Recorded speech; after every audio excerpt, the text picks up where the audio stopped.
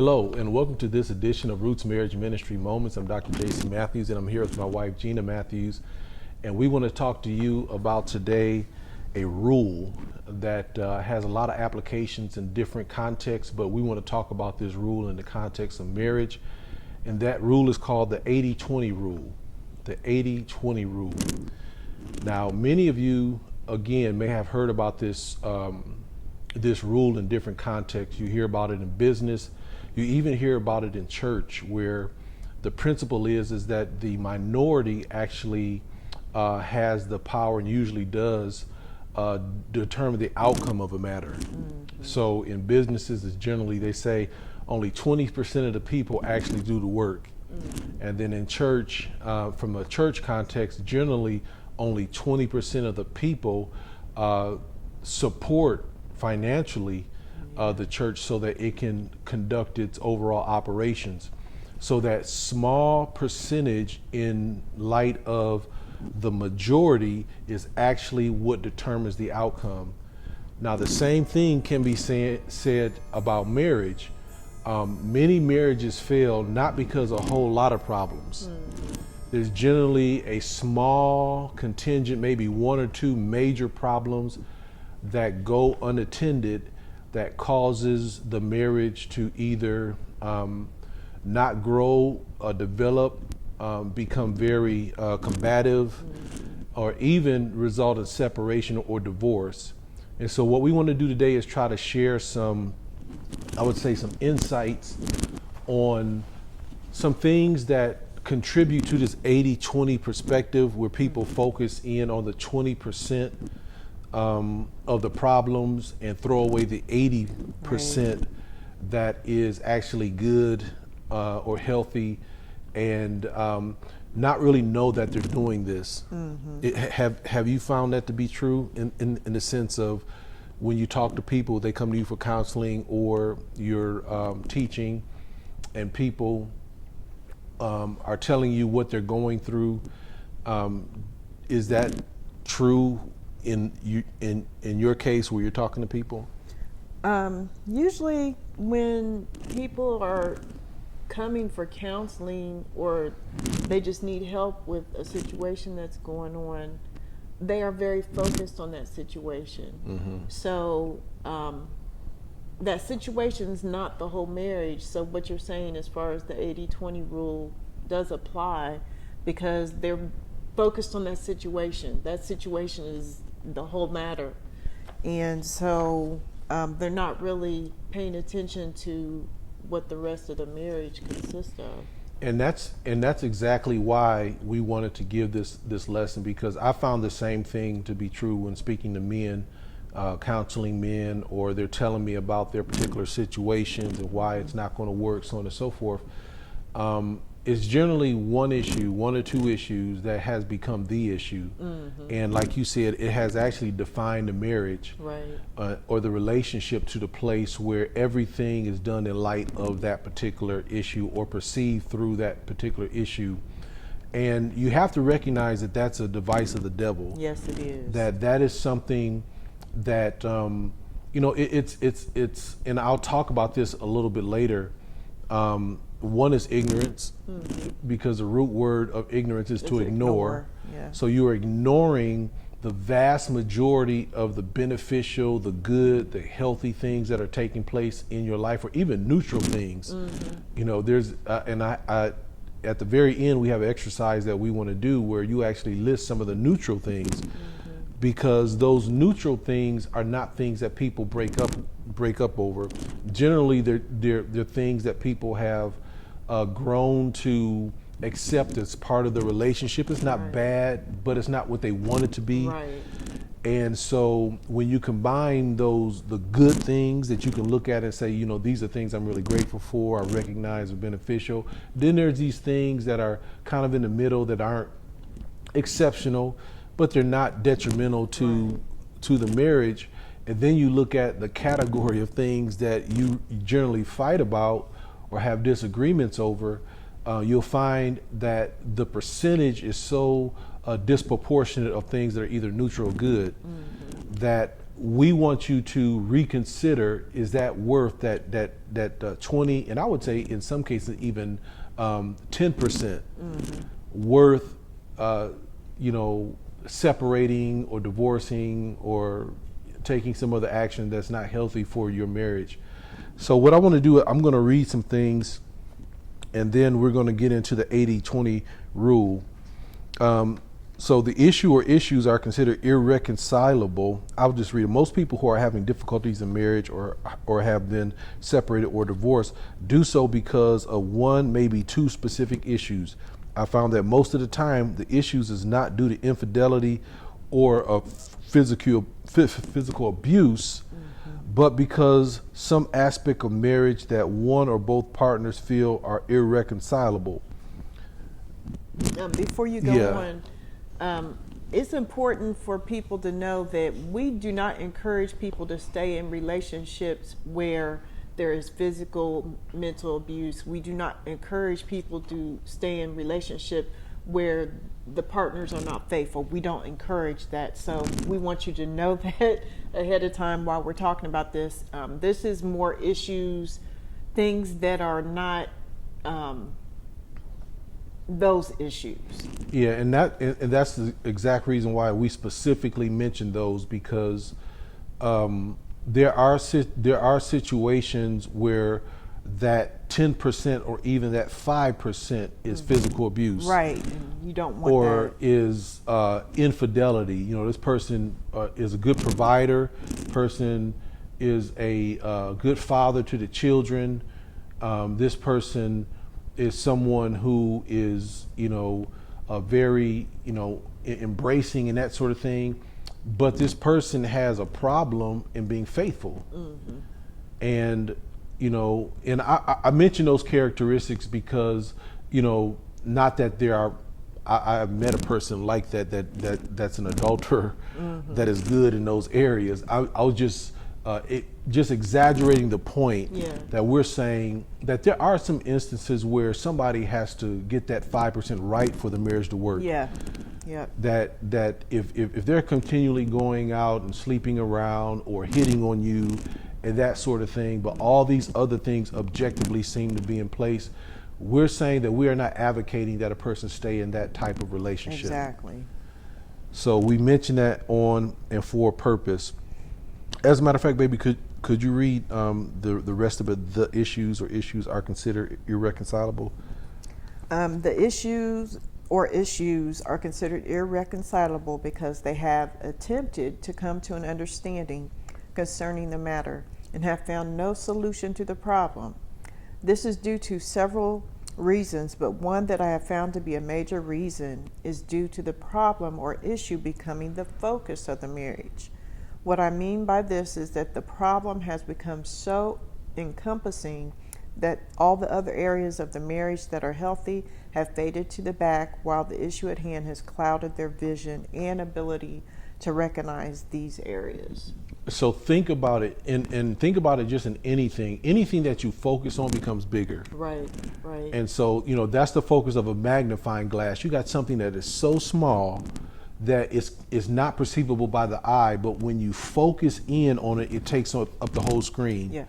And that's what I have found in talking to. I can remember some counseling that we were doing with a couple, and the couple, we were trying to get them to see things from the other person's perspective. And there was an issue that the woman felt that the man was arrogant and he was condescending. So I started to notice that the reason why they couldn't even talk is because as soon as he started to talk, the woman focused in on how he was talking, or how she perceived him to be talking, and therefore she rejected everything else that was coming out of his mouth. All of the counseling that we had done, all of the coming to a common place on these other issues, that I figured it took me a while. I was wondering, why is she so hostile towards him apologizing? And it was after a while she says, well, he's not, I don't think he's apologizing. That's why I heard him, apologize. He didn't mean it. And I said, well, we've been going through this. How do you know that? He never means it. He's arrogant. He's this, he's that. So all of these other things that they had built up just totally crumbled because she had become so focused on the perspective that this individual was arrogant, was what's the word for the personality that I'll come up with it. But he had a personality in the way that he communicated that really turned her off. Male chauvinistic. No, that's not it. But I'll figure it out. It's floating around here somewhere. I'm gonna grab it. But yeah, focusing on something to the place where it becomes all consuming is a big problem, and it's a major problem in the sense that it will cause you to forfeit the 80 or the 90% that you have, Right. in favor of or because of a 10%, a 20 or 10% issue that has become the issue in the marriage and actually has defined the marriage. Yeah. So could you read the next paragraph? The 80-20 rule is used in many contexts. It is a rule that expresses a principle that the minority in a situation often determines the outcome. So, and we gave the instances of a business and ministry, and then on the flip side, the principle applies in marriage, where you find that small minority of issues actually determines the outcome of the marriage. So there are several reasons for this we want to explore in this session that will hopefully provide some clarity and solutions on how to focus on those things that are good and place them in a perspective to those few things that are not good. So as we're talking, what I want you to do, if you're in that place where you're having problems in your marriage, there is difficulties, there may be even talk of separation, you may be separated, or you may be contemplating a divorce. I want you to think of and be very clear, what is the reason? Why are we going down this path? And we're going to take an inventory at the very end, but I want you to keep that one thing or those things in mind. And when we start to go down this list, I want you to consider whether or not the reason why it is such a big thing is because of these perspectives. Right. Did you want to say something, baby? No. Okay. All right. So, reminder, these causes are a part of a marriage and not the sum total of a marriage. They can contribute towards one's happiness or enjoyment of a marriage, but does not define it. Like some people have boiled down their marriage, and I'm gonna just be very blunt, to sex. Yeah.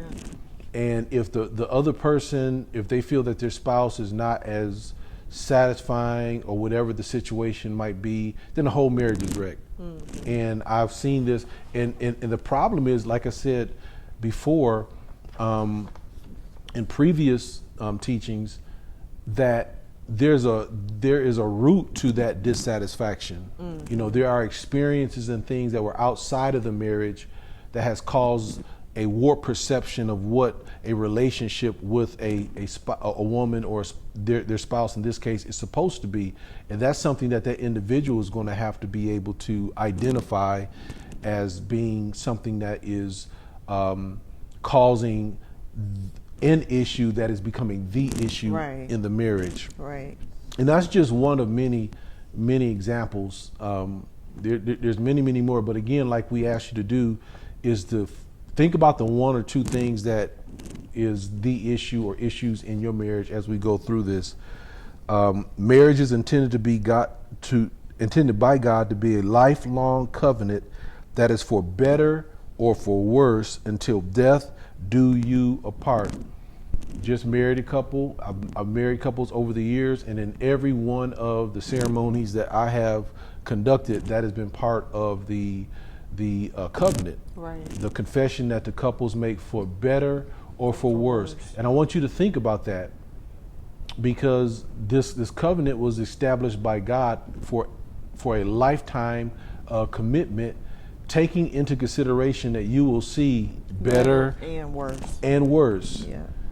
And so when you're thinking about your marriage, think about it from the perspective that God sees it, from the perspective of it being a covenant. It's not something it's not just an agreement to live together, and if things work out, like a business, if it don't work out, if it's not profitable, if it's in the red for any period of time, then you unwind the business and fold it up. When you said that, looking at it from God's perspective, God is outside of time, so he can see from beginning to end. So if we think in terms of how God looks at things, we won't get stuck on a situation that's only temporary. Yeah, that's absolutely true. And I think that's why approaching and teaching marriage from a biblical standpoint is so different from marriage counseling that takes place out in the world. Yeah. I believe that because God authored marriage, and the Christian or religion or faith embraces or tries to embrace God's perspective on things, that our mindset should be different as it relates to what it is that we're part of. And so again, this is not speaking of infidelity or physical abuse. There's actually, if you look in the Bible, there's actually provisions for the separation in those cases. If a daughter is being physically mishandled by her husband, she has a right to return to her father's house and come under his covering for protection. Right. So all of these things, these aren't things that just are contemporary societal things where they've developed to the place where those are exceptions. No, God recognized. He understood people's hearts. Yeah, he understood people's hearts and say, in these cases, I'm not going to allow one of my daughters or even my sons to stay in a relationship where there has been infidelity. One of the cases the Bible talks about where a man, if he goes and takes a woman as a wife and finds out that she's not a virgin, then he has a ability to take her back to her father and say, this is what I've discovered, and therefore that covenant can't be, because she has a covenant with someone else, can't be consummated. And so you see the principles in Scripture. I know today that's a rarity, but what I'm saying is that God has seen into the future, like Gina said, and the principles that you find in Scripture are still valid today. Yes, they are. So we're not talking about infidelity or physical abuse, but those things, through communication, commitment, and understanding, can be worked out, and we can focus on the 80% of the marriage that is working and not the 20%. So what we want to do right now is we want to talk about some of the problems on why that 20% can be so big. Right. Now, this is one that our first one is something that is very subtle. It's not something that you really, unless it's pointed out to you, you don't know that this is something that you have fallen victim to. The first one is perfection. Oftentimes, couples become frustrated about an issue that becomes consuming due to the unrealistic expectations. In other words, they expect perfection out of their spouse, when the truth of the matter is that they were all imperfect when they got married. Right. Because there are no perfect people. Now think about it. I've spoken to men that the issue is that their spouse is always correcting them or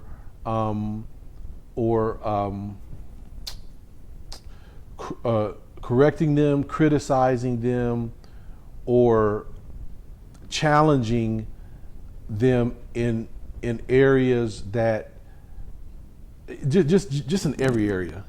And they get to a place where they really feel like this individual is expecting perfection, or how they perceive perfection to be, out of me.